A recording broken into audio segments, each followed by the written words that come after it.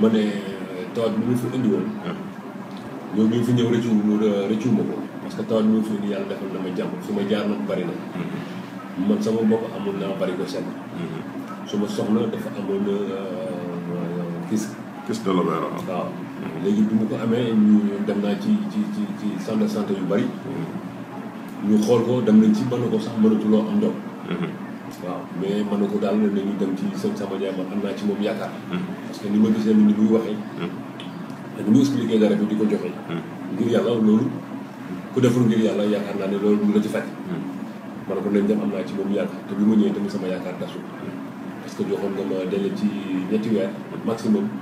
mais balaa ñoo àgg ci 2 weer yi yàlla def na jàmm mu taxawal. man ma wér. ci kàttanu yàlla. waaw waaye nag ci yow la jaare loolu maa ngi la ci gërëm di la sant mën nag ku ma xam.